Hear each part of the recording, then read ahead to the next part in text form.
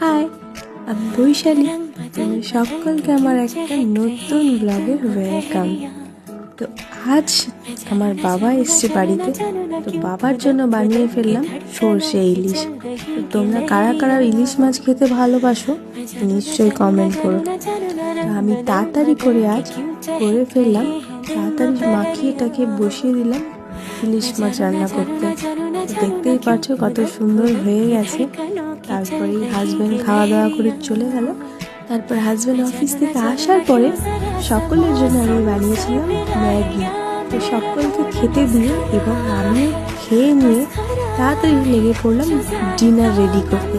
আজ ডিনারে বানালাম মাছের ঝোল এবং মাছের ডিমের বড়া। শীতকালে কিন্তু ফুলকপি আলু দিয়ে মাছের ঝোল খাওয়ার আলাদাই মজা। দেখা হচ্ছে কাল তোমাদের সাথে।